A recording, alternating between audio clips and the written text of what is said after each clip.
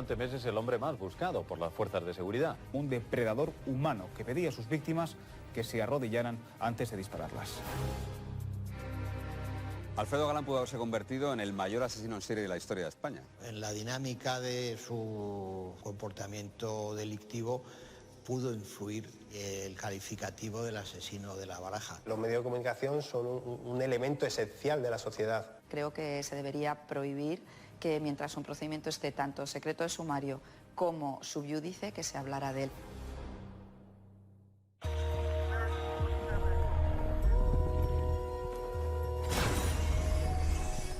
Esta es la historia del asesino de la Baraja, o cómo los medios de comunicación influyen en un criminal.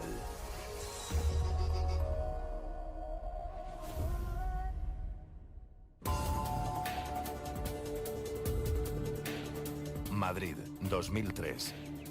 La capital estrena el año con un tiroteo mortal. Un presagio que anuncia una temporada negra protagonizada por el asesino más mediático de los últimos tiempos.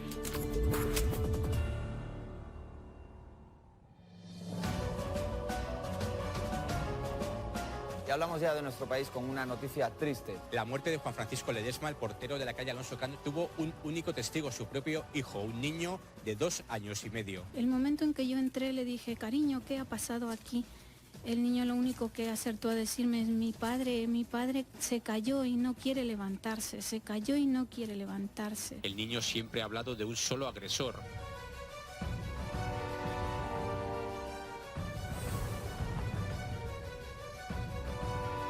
El 24 de enero del año 2003, según la sentencia, asesinó al portero de Alonso Cano. Vivía en un domicilio que había en la portería, que era un bajo, y le pegó un tiro por la nuca. Es un asesinato extraño porque alguien irrumpe en una portería, en el piso de un portero, y asesina a una persona delante de su hijo pequeño. Y lo asesina además de una manera peculiar, porque lo ejecuta.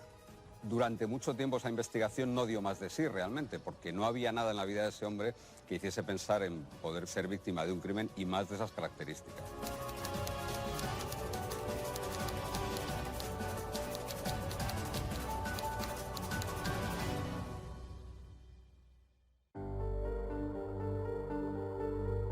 La inspección ocular de la escena del crimen es devastadora. Ni huellas ni móvil aparente. Policía Nacional solo cuenta con una prueba balística para arrancar la investigación. Tenemos una vaina del primer hecho delictivo. La vaina es lo que expulsa el arma una vez que se ha producido el disparo. Y en la pantalla se puede ver la lesión que produce la aguja percutora, muy específica de este arma en concreto. Los investigadores encuentran un casquillo percutido. Según la policía, esta puede ser la pistola utilizada, un 7.62 marca Tokarev. Esta pistola Tokarev, de fabricación soviética, habitual en Yugoslavia, en las antiguas repúblicas yugoslavas. La policía cuenta con una pista definitiva. Procedente de la colección técnica de armas, tenemos una pistola Tokarev, que es el mismo modelo y marca del arma que usó el conocido asesino de la Baraja. El arma en sí todavía no ha aparecido.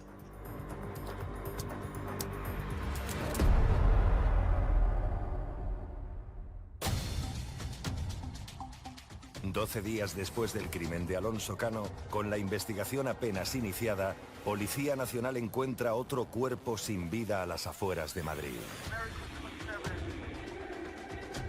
Juan Carlos Martín tenía 28 años.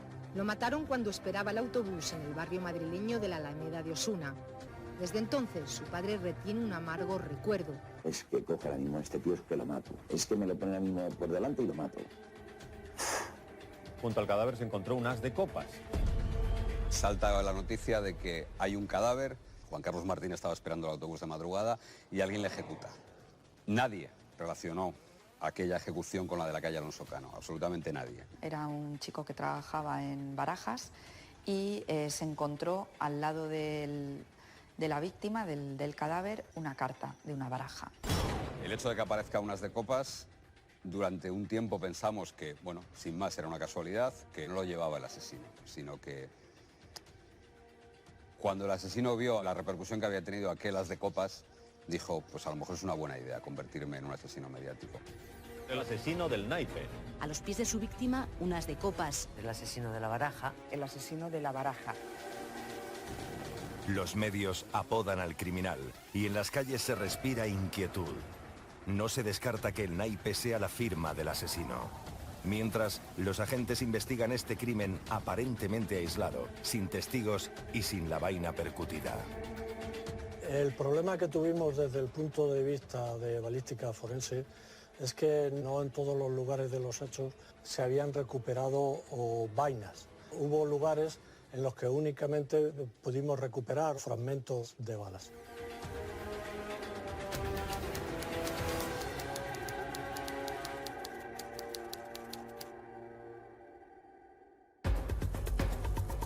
Policía Nacional recibe el aviso de otro crimen solo 2 horas después del anterior. Una escalada criminal que les pone en máxima alerta.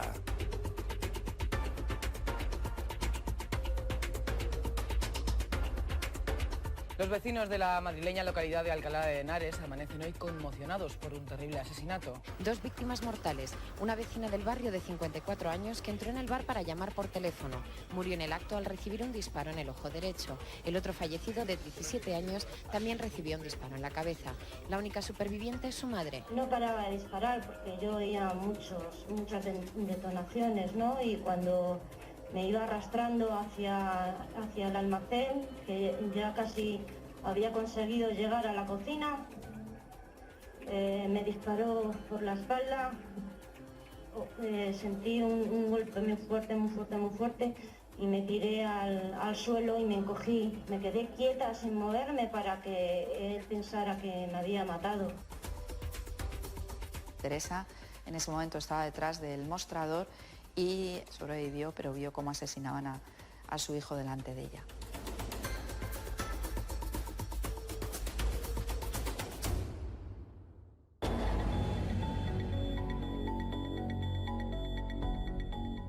En el microscopio tenemos un fragmento de blindaje del hecho delictivo que sucedió en Alcalá de Henares. Es lo que nos queda después de que el proyectil ha impactado contra algo duro, y en la izquierda tenemos un fragmento que corresponde al hecho que sucedió en la Alameda de Osuna. Las lesiones casan totalmente unas con otras, lo cual es único en este arma en concreto.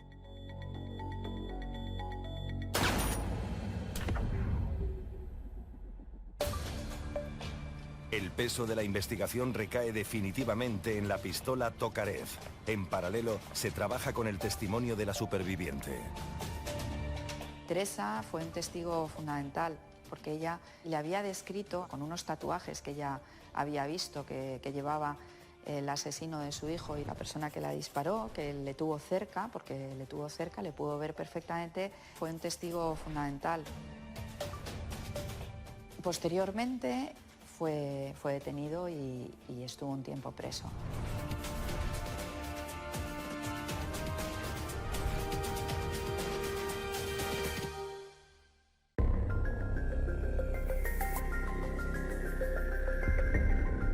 Policía Nacional trabaja sobre 3 casos abiertos cuando la Guardia Civil entra en escena. Sobre las 3 de la madrugada del día 7 de marzo del año 2003, se recibió una llamada en la sala de emergencias de la Guardia Civil y en ella se comunicaba el intento de asesinato de 2 jóvenes en la localidad de Trescanto, puesto que Trescanto es demarcación del cuerpo de la Guardia Civil y se hace cargo de las investigaciones el cuerpo responsable policial de esa zona. Esta vez es Guardia Civil, el cuerpo policial que se persona en una nueva escena del crimen de la capital.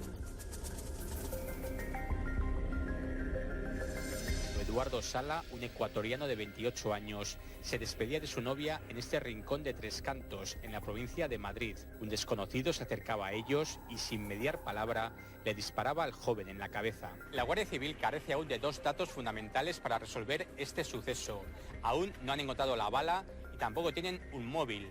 La alarma surgía al descubrirse bajo el cuerpo del joven un naipe, un 2 de copas. 2 casos muy parecidos en menos de un mes. Demasiadas coincidencias. El proyectil le entró al joven por el pómulo y le salió por el cuello, causándole heridas graves, aunque no se teme por su vida. Se acercó a nosotros, lo miró, pues nos miró y sacó una pistola y le disparó. Le han hecho un implante de la cadera, un resto óseo en la mandíbula y le han hecho implantes en la lengua. Yo recibo una llamada de Santiago Eduardo Sala Serazo y en cuanto me dijo el nombre, pues dije, es usted la persona a la que casi intentó matar este hombre. Y él me dijo en el primer momento que tenía muy claro que él podría reconocerle. Dice, yo con muy poca luz tenue vi a un personaje, a una sombra que venía hacia mí, pero en el momento en que ya le veo que venía pisando fuerte de una forma extraña muy alto, me quedé con la cara. Lo primero que descubrimos al llegar al lugar es primero la enorme fortuna de que pudo sobrevivir y que el disparo que el sujeto en cuestión realiza contra la chica, pues el arma se encasquilla y no se llega a producir tal disparo, con lo cual pues esta chica no sufre ninguna lesión. Cuando fue a disparar a la novia o la amiga, no recuerdo bien, que en esos momentos estaba con él, se le encasquilló el arma. También hay que tener en cuenta que la ecuatoriana, que le tuvo muy cerca, no le reconoció. No le vi apuntarme porque estaba agachada y luego esperé pues que me dispare y no lo hizo. Estaba tuneada por el asesino, le había puesto una malla a modo de recoge-vainas precisamente para recoger los casquillos.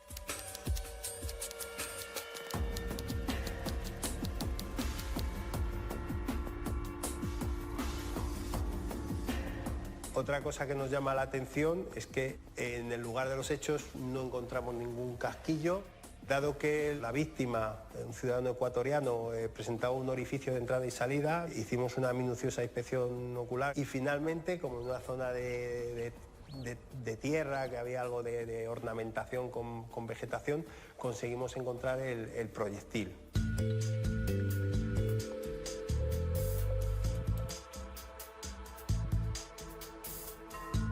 En una escena del crimen se puede encontrar con casquillos y proyectiles que nosotros llamamos dubitados porque no tenemos el arma y no sabemos el arma que lo ha disparado. Vienen aquí al laboratorio, vemos qué calibre es, podemos determinar incluso la marca y modelo del arma que es, pues las características que tiene, podemos llegar a determinarlo aquí a través del microscopio.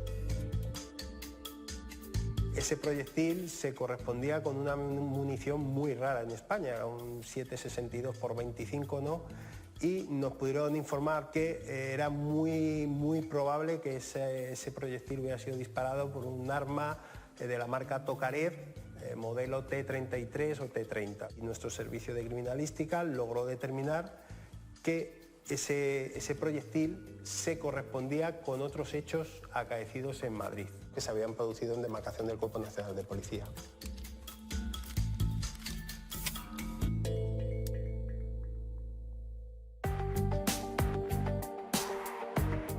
Guardia Civil centra su trabajo en contrastar datos con Policía Nacional mientras espera la recuperación del superviviente para poder diseñar un retrato robot del agresor. Lo primero que hacemos es esperar a que se mejore. Y a mí me contaba en la soledad de las comunicaciones, dice, don Marco, es que yo cuando hablo con usted me tiro 3 noches sin dormir. Entonces era muy grave y yo tenía que manejar mucho los tiempos y que no hubiera un bloqueo mental de forma que él al final no pudiera reconocer. Cuando salió, fue dado de alta, venía al despacho nuestro y él me decía, yo lo tengo muy claro. Obtuvimos una descripción del supuesto autor de los hechos, un individuo joven, sobre el 1,80 m, unos 25-26 años, un joven que estaba en forma. Tal y como nos describieron la acción de que este individuo no se paró a recoger nada, sospechamos que el arma que utilizó podía llevar lo que llamamos algún dispositivo cazavainas.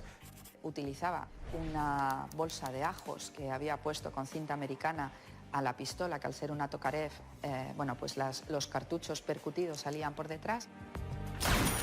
¿Qué elementos teníamos para llevar a cabo esta investigación? Bueno, pues la descripción física, ¿no? El arma y una carta. Una carta que es en concreto un 2 de copas. Atendiendo a que prácticamente un mes antes se tenía el recuerdo informativo de que en los medios de comunicación habían hecho público un caso de un asesinato en una parada de autobús y que al lado del joven apareció una carta y que en concreto era el as de copa, pues eso ya hizo que empezáramos a pensar que podían tener los casos algún tipo de relación. 3 líneas de investigación, un retrato robot, una pistola utilizada en otros crímenes y un naipe que los medios conectan con otro asesinato.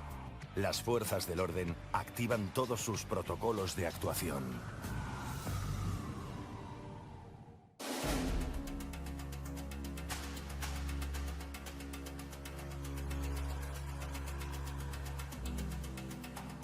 Estamos ante la presencia de un loco, de un psicópata, de una persona que quiere retar, engañar a la policía. Esto ha creado tal alarma que naturalmente requiere una exigencia especial, hasta el extremo de que cuando se habla de los policías o los investigadores que están interviniendo se habla del número global. 150 agentes de la policía y de la Guardia Civil se dedican en exclusiva a investigar esta serie de crímenes. El temor de que aquella pistola volviera a ser disparada mantiene a la policía en máxima alerta. Estamos hablando de los 3 primeros meses del año 2003 y ya la cifra de homicidios y asesinatos en la provincia de Madrid se veía que llevaba tintes de ser muy elevada y ello motivó que incluso que el Ministerio del Interior y la Secretaría de Estado de Seguridad, solo para el caso del asesino de La Baraja, reforzaran tanto el grupo de homicidios de la Unidad Orgánica de Policía Judicial de la Guardia Civil de Madrid, como la sección de homicidios de la Brigada Provincial de Policía Judicial del Cuerpo Nacional de Policía. Verdaderamente Madrid estaba completamente desbordado por los homicidios. La presión mediática, la preocupación de los ciudadanos hace que la Jefatura Superior de Policía de Madrid adopte medidas y la primera medida que adopta es poner una línea al servicio del ciudadano para identificar al asesino de La Baraja, ¿no? Las fuerzas del orden apuestan por los medios de comunicación para frenar los crímenes. El asesino de La Baraja podría haber matado ya a 6 personas y podría actuar en cualquier momento. Ustedes, con su colaboración, pueden ayudar a localizar a este individuo. Las fuerzas de seguridad del Estado han pedido colaboración ciudadana. Nosotros nos hemos hecho eco de este llamamiento. Tenemos una llamada telefónica de una persona que dice haber identificado ese retrato robot. Buenas noches, cuéntenos. Bueno, pues yo le vi el jueves en el metro. Lleva un pendiente pequeñito, un pequeño arito en una oreja. Yo creo que es gitano, no creo, aseguro. Claro, esto lo que genera, en la mayoría de los casos, y hay una amplia experiencia en este sentido, son falsos avistamientos, son bromistas. Yo creo que hay mucho loco de estos sueltos y otros asesinos peligrosísimos, terroristas domésticos. Ellos quieren sentirse protagonistas, entonces hay que manejar los tiempos con mucho cuidado. En este caso, por ejemplo, la gente dejaba notas en las cabinas diciendo cuál iba a ser o dónde iba a actuar el próximo asesino de La Baraja. Llamaban gente para vengarse de alguien de ser el asesino de La Baraja. Es decir, la policía perdió mucho tiempo en esa línea 900 que verdaderamente no aportó ningún solo dato bueno, ¿no?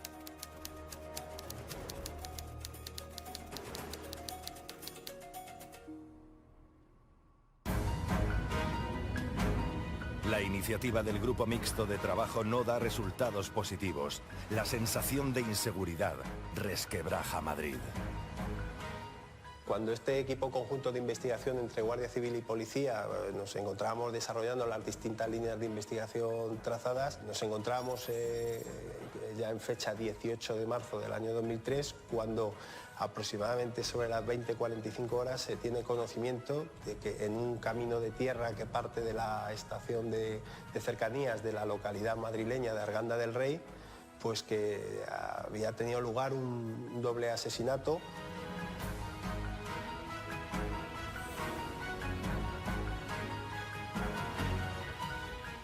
18 de marzo, bueno, pues asesinó a 2 rumanos, según manifestó él en una de sus declaraciones y según recoge la sentencia. Eran las 9 menos 10 de la noche cuando sonaron al menos 4 disparos en este camino solitario de Arganda, a 22 kilómetros de Madrid. En el suelo quedaban 2 cuerpos, los de Gheorghe Magda, un rumano de 48 años, y su compañera Doina Magda, también rumana. Junto al cuerpo de ella se encontró un naipe del 3 de copas, junto al cadáver del hombre un 4 de copas.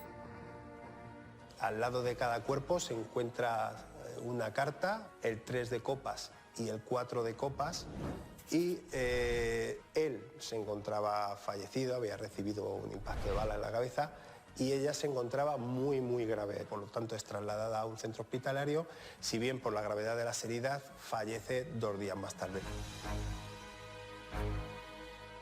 En la autopsia se logra recuperar unos fragmentos de la camisa del proyectil, de uno de los proyectiles que había impactado en su cabeza, y con esos elementos balísticos se logra relacionar este doble asesinato con los otros 4 hechos que ya se venían investigando por parte de este equipo conjunto de investigadores que se había formado.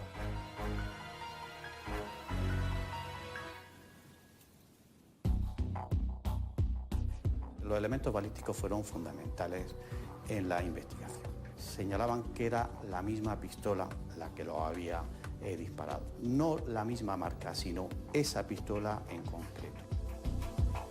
A raíz de ahí se fueron poco a poco relacionando los diferentes hechos de los que la policía tenía constancia. Nosotros, o bien la Guardia Civil, en los casos en los que ha intervenido por su demarcación la Guardia Civil. Ese arma es muy característica y muy escasa en España. Sí sabíamos que era una pistola Tokarev, pero no era ninguna de las que legalmente estaban aquí en España. En todo el tiempo que lleva balística funcionando, nada más que ha habido 49 pistolas que se hayan recogido de estas características.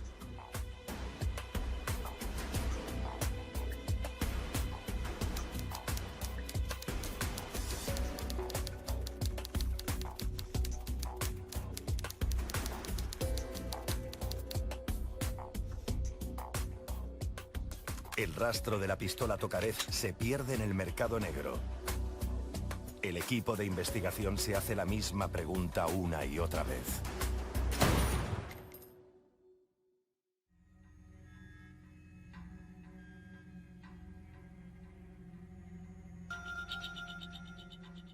Ante la gravedad de los hechos, el fiscal me incorporó a mí al equipo donde pensábamos e intentábamos descubrir el perfil psicológico para buscar la detención. Se efectúa el perfilado, ¿no?, del supuesto autor de estos hechos. Una de las primeras hipótesis que trazamos era que podía corresponderse con una persona que hubiera sido o que fuera miembro de las fuerzas y cuerpos de seguridad o de las Fuerzas Armadas y que hubiera prestado sus servicios en la zona de los Balcanes. Por otro lado, componentes de seguridad privada que también sabemos que tienen acceso y cierta práctica en el manejo de armas, personal federado en tiro deportivo, por esa habilidad y esa precisión en los disparos. Hasta ese punto se llegaba en cuanto a minuciosidad de las investigaciones. La verdad es que el trabajo que se desarrolló por todos los investigadores fue muy exhaustivo y minucioso,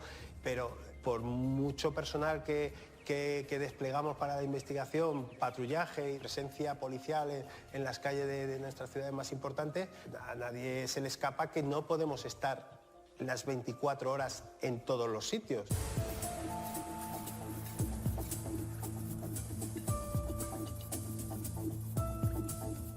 No había ningún patrón, ni patrón victimal, ni patrón geográfico. Hay asesinos que tienen un patrón victimal, que buscan el mismo tipo de víctimas, y hay asesinos que tienen un patrón geográfico. Incluso hay estudios sobre esos patrones geográficos. En este caso no había ninguno de los patrones. En cuanto a las víctimas, no había ningún patronaje claro, ¿no?, de decir, este es el tipo de víctimas que este individuo busca y vamos a centrarnos en la protección de ese tipo de víctimas, ¿no? Era un asesino organizado, según la clasificación antigua, pero con un modus operandi desorganizado. Entonces, claro, eso despista mucho. Cualquier persona de cualquier edad, de cualquier sexo, de cualquier condición podía ser víctima del asesino La Baraja. En ese sentido, llegamos a pensar que esta persona lo que sí podía tener es algún tipo de trastorno psicológico. Ello nos llevó a obtener, por ejemplo, del Instituto Social de las Fuerzas Armadas los listados de todos los miembros de las Fuerzas Armadas y de la Fuerza de Cuerpo de Seguridad que habían estado sujetos a algún tipo de tratamiento farmacológico por este tipo de enfermedades, ¿no? Personas de ISFAS con este tipo de tratamiento farmacológico, más de 1.200. Si hablamos de miembros de las Fuerzas Armadas, de la Fuerza de Cuerpo de Seguridad, que habían estado en la zona de los Balcanes, estamos hablando de cerca de 3.000 personas. Se pensó que era un militar, que había podido estar destinado en Alcalá de Henares, entonces se iban buscando los rasgos de posibles agresores. Condujo también a la detención de una persona que luego no era. O sea que no se acertó del todo en ese estudio previo. La identificación del sospechoso con tatuajes a raíz de las declaraciones de la dueña del bar Rojas desembocaba en un error judicial. Puesto el inocente en libertad, el perfil criminológico sigue apuntando a un militar como el responsable de los crímenes de La Baraja. No se llegó a poder establecer perfectamente el perfil del asesino de La Baraja, pero se encontraron bastantes rasgos que luego sí los tenía, sobre todo que era militar. Se han manejado volúmenes muy importantes de datos, pero sobre todo hubo una lista que la verdad es que no se llegó a emplear porque se recibió pocos días antes de que el asesino de La Baraja se entregara en una comisaría de Puerto Llano. Recibimos de los compañeros de contrainteligencia militar un listado con 25 nombres, después también de una revisión muy exhaustiva de todos sus archivos, y en ese listado de 25 nombres, el tercero era el asesino de La Baraja.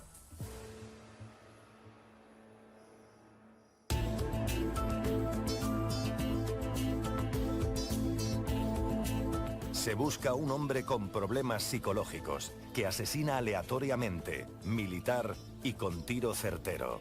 Solo queda una línea de investigación por exprimir: los naipes.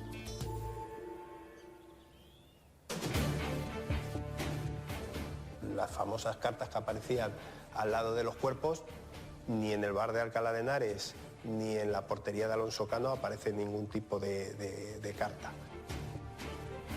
Yo bajé, lo vi ahí tendido, no me fijé en la baraja, pero cuando ya estaba la policía pues indagando, viendo todo, pues vio esa baraja y preguntaron pues si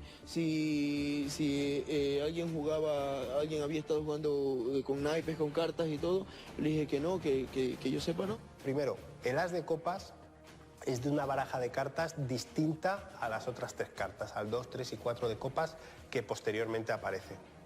Además, y fue uno de los elementos claves para saber que este individuo era realmente el asesino de La Baraja, el 2, el 3 y el 4 de copas, que son las cartas que verdaderamente arroja el asesino de La Baraja al lado de los cuerpos, las marcó por detrás con un rotulador azul. Ese hecho sí fue definitivo porque precisamente fue uno de los pocos detalles que se le logró hurtar a los medios de comunicación. Como el crimen había empezado a tener trascendencia, los medios, etcétera, lo que quiso es hacer saber que era él el que estaba realizando los hechos, era una especie de señal de identidad.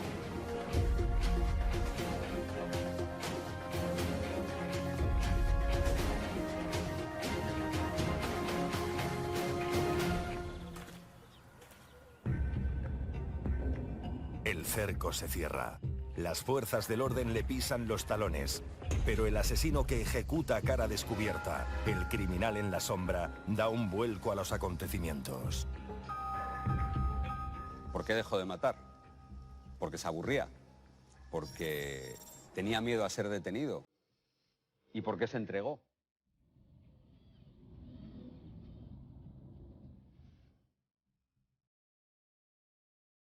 día que Alfredo vino a esta comisaría era un día normal, tranquilo, hasta que llegó él. El que decía y manifestaba ser el asesino de La Baraja. Este hombre es Alfredo Galán, el asesino de La Baraja. 3 meses después de su último asesinato, él mismo se entregaba a la policía. Sorprendido cuando me enterado de todas las noticias. Normal, un chico normal. Es muy trabajador, ha sido compañero mío. No, pues esto no tiene explicación ninguna.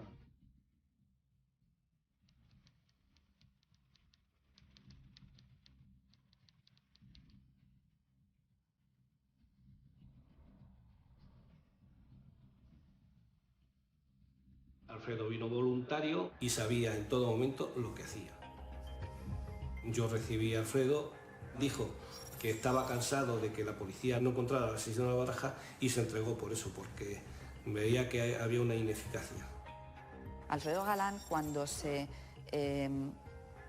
entregó, dijo que lo hacía porque le ponía nervioso que nadie pudiera nunca encontrarle.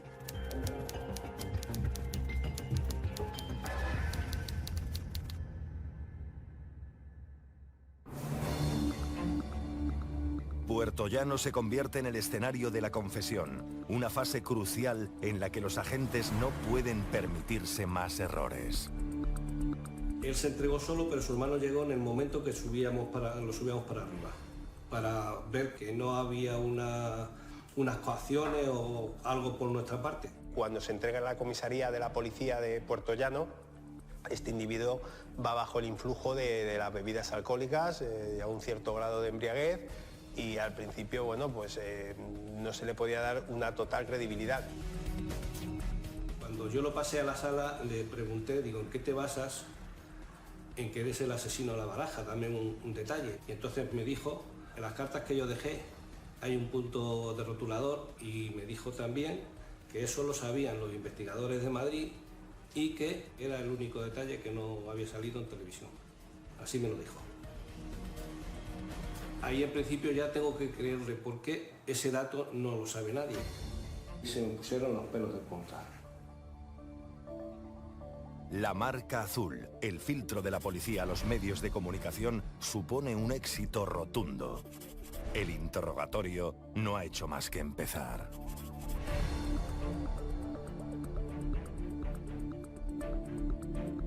Alfredo Galán explicó uno por uno los hechos que iba cometiendo tanto en Madrid como en la parada del autobús, en Tres Cantos y en Alcalá de Henares. Y en el último, cuando ya mató a la pareja de rumanos, dice que dejó el coche aparcado, se encontró con la pareja, los saludó, les dio las buenas tardes, y una vez que los rebasó, se volvió y le pegó un tiro en la cabeza al marido. A continuación le disparó a la mujer, rematándola 3 veces en el suelo. Así contó, tal como lo he dicho. Su hermano se echaba manos a la cabeza. El Poder Judicial ordena el inmediato traslado a la vivienda familiar en Puertollano. Se procede al registro domiciliario del presunto asesino de La Baraja. Cuando sale Alfredo Galán de aquí de la comisaría de Puertollano, yo voy con él. Alfredo siempre va atrás, escoltado por los guardias civiles que vinieron de Tres Cantos. En la casa encontramos la vaina que estaba percutida, no disparada, estaba allí en un jarrón, siempre con Alfredo Galán delante. Y dijo que iba a cooperar y que lo que estábamos buscando lo tenía en Madrid.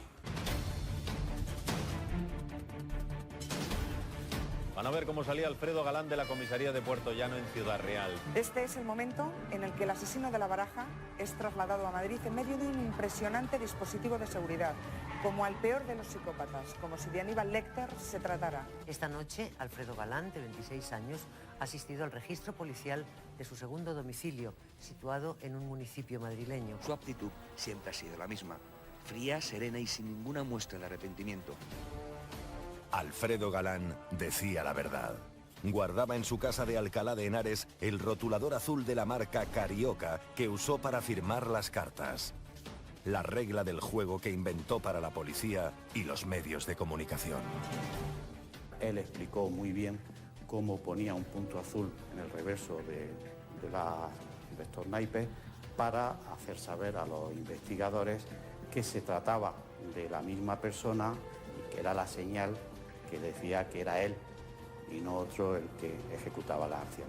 Esta es la marca en forma de estrella vista con microscopio. Es la del 2 de copas dejado junto al ecuatoriano tiroteado en Tres Cantos. El mismo punto, con la misma tinta, aparece también en el 3 y en el 4 de copas. En mis años de carrera no he visto un caso parecido a este. Un asesino en serie por su naturaleza de querer darse a conocer a la gente. En el registro domiciliario también se encontraron los guantes que usaba para no dejar huellas y recortes de prensa de sus crímenes, corroborando su ansia de notoriedad.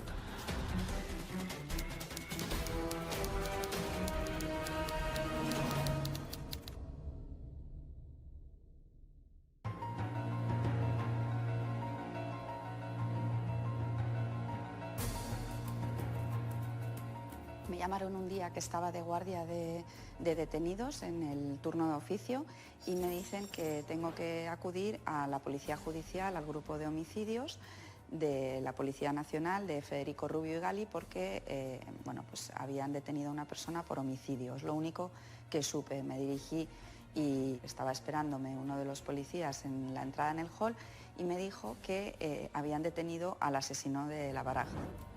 Llegó Alfredo Galán y ya pues empezó directamente a declarar. Le leyeron sus derechos y empezó a declarar. Alfredo Galán Sotillo es el asesino del naipé. Un asesino en serie que rubricaba sus crímenes con las cartas de La Baraja. El asesino de La Baraja llegó a reconocer que matar le había resultado tan fácil que podría haberlo hecho durante 20 años más. Su perfil era el de un criminal sin escrúpulos, con un pasado oscuro. Una vez que fue detenido, pues me encargó de hacer el informe psiquiátrico como perito forense. Tuve 5 entrevistas con Alfredo Galán. Dio sus frutos porque me contó pues muchas cosas con relación a los hechos. Escarbamos un poco en todo lo que ha sido su vida y su trayectoria profesional y vemos que es un joven que perteneció al Ejército de Tierra, que ostentó el empleo de cabo, que estuvo en 2 misiones en la zona de los Balcanes, en concreto en Bosnia y Herzegovina. Al parecer fue en la segunda de las misiones cuando en el interior de un televisor pequeñito trajo escondida la pistola Tokarev y la munición que posteriormente empleó para perpetrar los asesinatos y las tentativas de asesinato. Y es una persona que había ya requerido cierta atención por parte de sus superiores y de los servicios médicos del Ejército, pero tampoco nada reseñable ni que les llamara extremadamente la atención. Descubrir su historial psiquiátrico es solo la punta del iceberg. La prematura muerte de su madre desmoronó su infancia. En el colegio se mofaban de él con risas y apodos. En el instituto asomaba ya su resentimiento con la sociedad.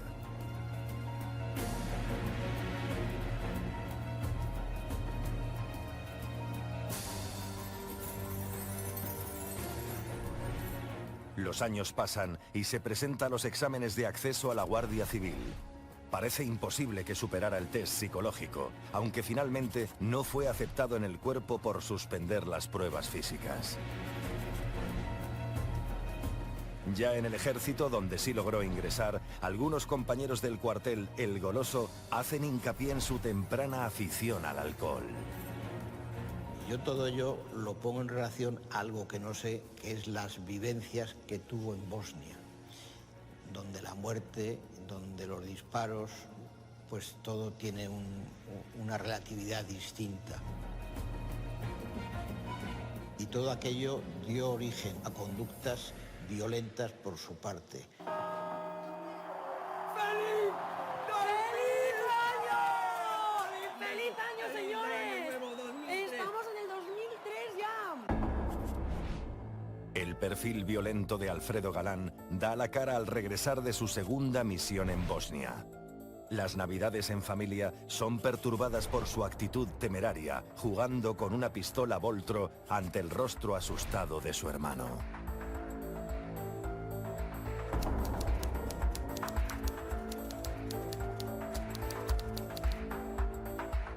Cuando luego ya regresa de estas misiones internacionales, se producen los sucesos que motivaron esa famosa marea de chapapote, y entre ese contingente de efectivos militares que se desplazaron a Galicia para colaborar en las labores de limpieza de las playas y de las costas gallegas, de todo este crudo, ¿no?, que se había vertido al mar, uno de ellos fue Alfredo Galán, ¿no? Allí tuvo unos comportamientos anormales, de intentar robar un coche a una persona, de romperle la luna, comportamientos violentos, por lo cual fue, por la propia policía militar, fue embarcado para Madrid e ingresó en el Hospital Militar Gómez Ulla.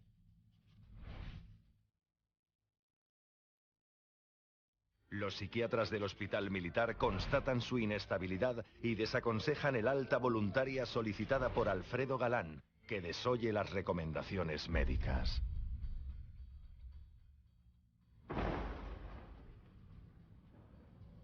Una vez que dejó el ejército, entró como vigilante jurado. Y había pasquines en las paredes donde se buscaba al asesino de la Baraja, y dice, yo tenía que buscar al asesino de la Baraja, que era yo mismo.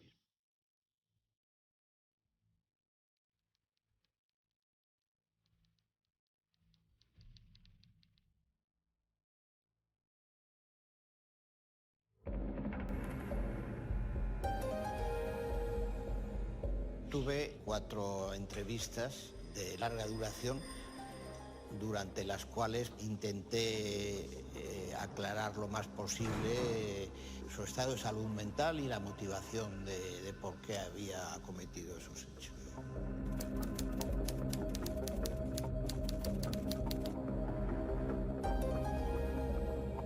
Él, estando una vez en el metro, según me comentó, había unas chicas que estaban hablando de lo que ya se conocía como el asesino de la Baraja.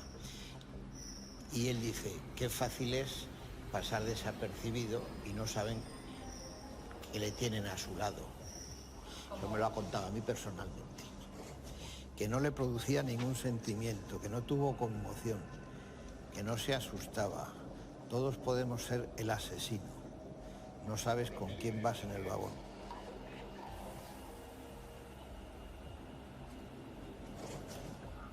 A mí me asombró la espontaneidad de las cosas que me dijo. El asesino de la Baraja es el icono, el retrato robot de la maldad, la psicopatología, y está convencido de que sea posiblemente de los 5 asesinos más conocidos en España en toda la historia criminal. Pero en la 5ª entrevista cambió completamente y negó todo lo que había dicho en las 4 anteriores, y yo ya di por terminado mi exploración porque ya no obtenía ningún dato. La conclusión es que tenía rasgos de trastorno de la personalidad, rasgos esquizoides, rasgos narcisistas a la hora de cometer los asesinatos.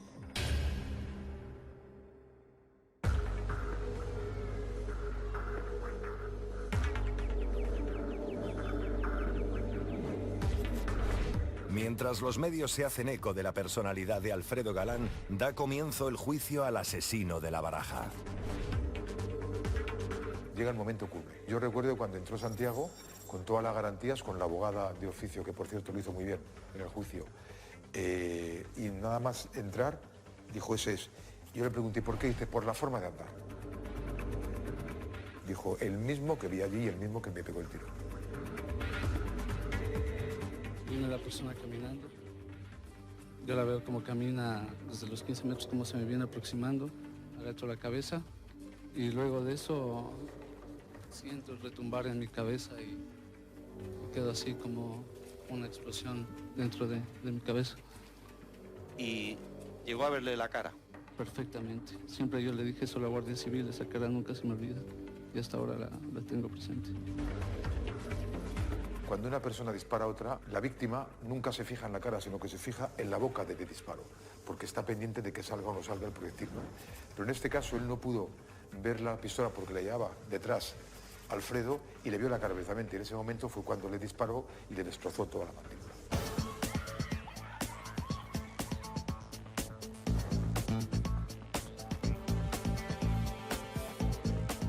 La metamorfosis de Alfredo Galán se vuelve a manifestar en el transcurso del juicio. El hermetismo del acusado acapara de nuevo las portadas. En la primera sesión del juicio se ha negado a responder a las preguntas. Familiares de las víctimas estaban indignados con el silencio del acusado. Me parece fatal, porque es un cobarde, es un asesino. Pues ahora mismo, pues nada, todos con rabia y con indignación ahora mismo. El primer derecho que tiene el acusado es el de mentir. Y como es un derecho, nadie le puede decir nada, no como el testigo que si miente comete un delito de perjurio de falso testimonio. Curiosamente, Galán se ha echado atrás justo después de que esta joven ecuatoriana, la única testigo protegida del caso, no le reconociera en una rueda de identificación. La testigo protegido no pudo decir ni un sí categórico ni un no categórico. Planteó muchas dudas, quiso ser ética. Entre los autores de crímenes en serie no organizados es bastante corriente que digan hoy una cosa y mañana digan otra. Ni la policía ni la Guardia Civil creen la nueva versión del presunto asesino de La Baraja. Consideran que ha desmentido su confesión porque esa es la estrategia de la defensa. Todo lo que en todo momento hizo Alfredo Galán o declaró Alfredo Galán fue porque él quiso declararlo, decirlo, manifestarlo, tanto cuando decidió ir y comparecer ante la policía de Puerto Llano, cuando luego posteriormente cambió la declaración o cuando luego en el acto del juicio oral se acogió a su derecho a no declarar, incluso para mi sorpresa ni siquiera quiso contestar a mis preguntas. Es decir, Alfredo Galán fue dueño de sus palabras y de sus silencios.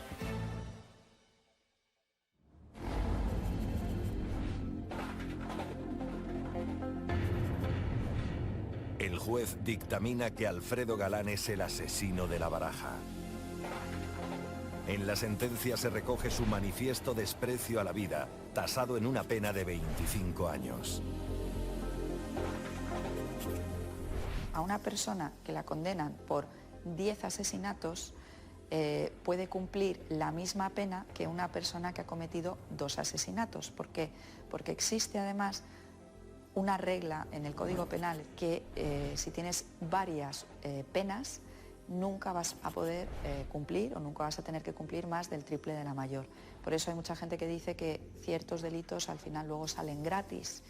Pero bueno, esto es una regla penológica y aunque a la gente le pueda parecer injusto, pues los jueces tienen que aplicar las leyes. Cuando él se autoinculpa de todos los hechos y reconoce todos los hechos, dice que le entró curiosidad por por ver qué se sentía cuando se mataba a una persona, ¿no? Entonces, bueno, pues eso sí nos dice mucho de esa falta de empatía con el resto de sus congéneres. El problema de los psicópatas es que no son enfermos mentales, es una forma de producirse en la vida. Entonces, esa forma de producirse en la vida es irreversible. Y la gran duda es, ¿está o no resocializada? Yo creo que no. Tienen más posibilidad de rehabilitarse fuera, pues los que han cometido crímenes ocasionales, más que los en serie, ¿no?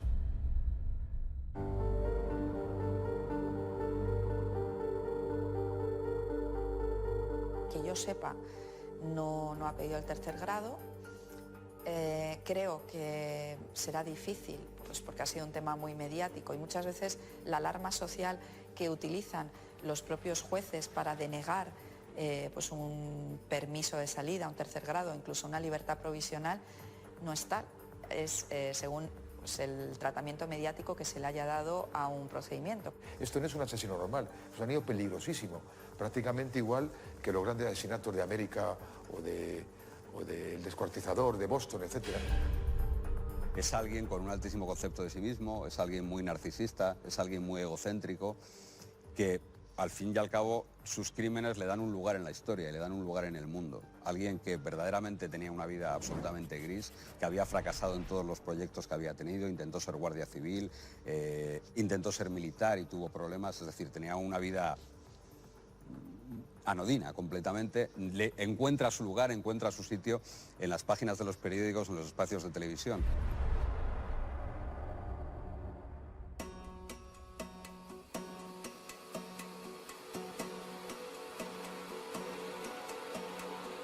Los medios de comunicación han mantenido un frágil pulso con el asesino de La Baraja, un psicópata que se reconocía en las noticias como el fugitivo victorioso. Nos encontramos en el año 2003, que fue un año que estuvo marcado precisamente por una cifra muy elevada en cuanto a homicidios y asesinatos. El asesinato es un delito que provoca mucha inseguridad ciudadana. El hecho de que haya gente matándose por la calle a tiros al ciudadano le afecta. Empezó a haber muchos homicidios por ajustes de cuentas.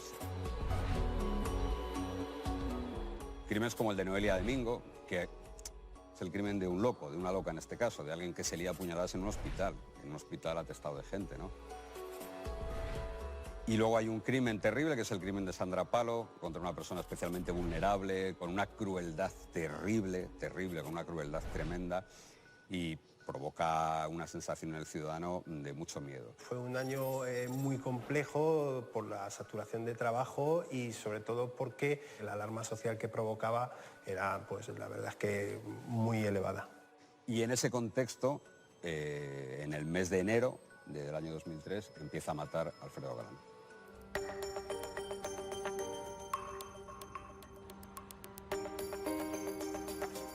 Todo lo que rodeó al caso del asesino de La Baraja y a la investigación de los asesinatos que esta persona cometió siempre ha tenido un revuelo mediático excepcional, lo cual por otra parte es lógico, toda vez que estamos hablando de un asesino en serie y por lo tanto que los medios de comunicación focalizaran mucho su atención sobre este individuo, sobre el asesino de La Baraja.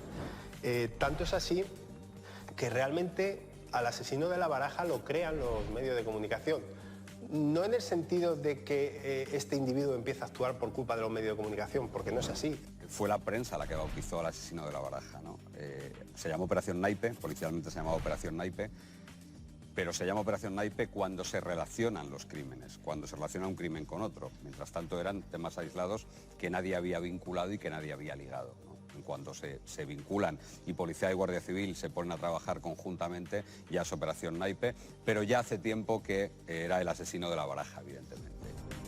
¿Qué pasa? Que en el segundo hecho dispara contra un joven o asesina y al lado del cuerpo aparece una carta, unas de copas.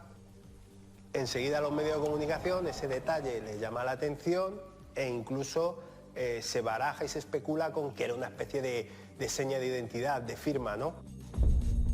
Cuando se entera por la prensa de que había una baraja junto a uno de los que había asesinado, su megalomanía le lleva a decir, bueno, ya soy alguien más, no soy Alfredo Galán, soy el asesino de La Baraja.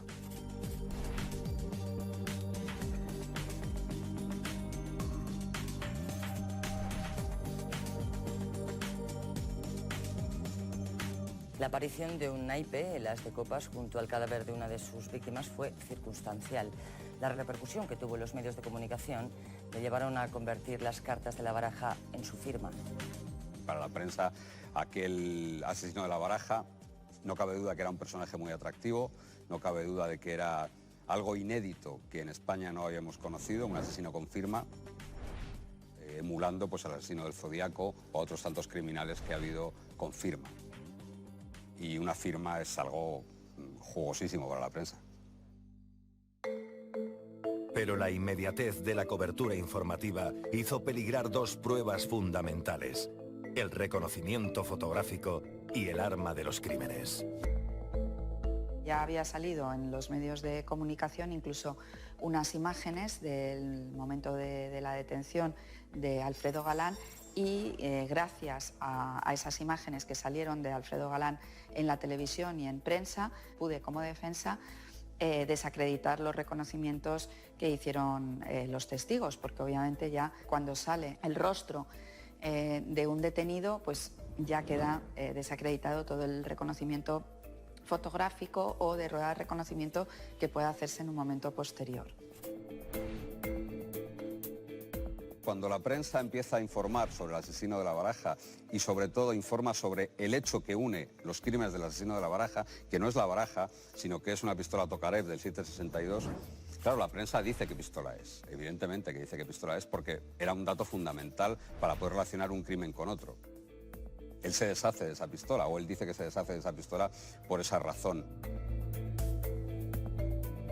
Si bien los medios de comunicación, por un lado es verdad que se puede hablar de que propiciaron que este individuo se deshiciera de pruebas importantes para el esclarecimiento de los hechos, lógicamente la pistola y la munición son elementos muy importantes, ¿no? Pero no nos olvidemos que hay un hecho más importante todavía que esos, y es que quizás gracias a los medios de comunicación, al hacer público ese perfilado y esos retratos robot, consiguieron ellos la mejor acción preventiva que se podía conseguir, que era que dejara de asesinar.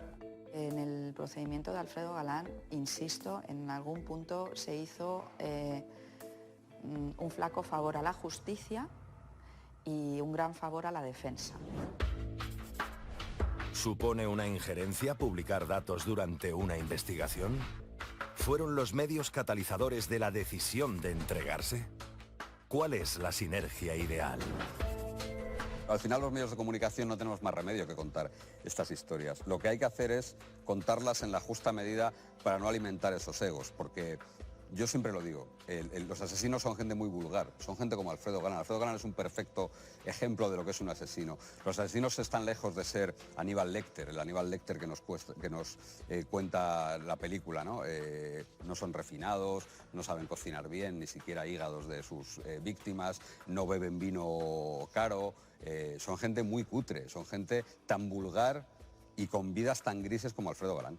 Yo sé que a los jueces meterse con la prensa les da mucho miedo, pero sí que a lo mejor se debería prohibir que mientras un procedimiento esté sub iudice y esté siendo investigado, no se informe sobre ello y desde luego que los que hablaran del tema que supieran, que con tertulios que no tienen ninguna formación jurídica hablen de justicia, me parece ridículo. La reflexión que yo haría es que en un tema abierto, en un tema en donde el bien superior es encontrar al malo, los datos que se den tienen que estar consensuados con la policía. Si en un trabajo combinado de la Fuerza de Cuerpo de Seguridad y los medios de comunicación respetan la investigación, la verdad es que de forma conjunta se puede hacer un trabajo mucho más eficiente y mucho más beneficioso para la sociedad.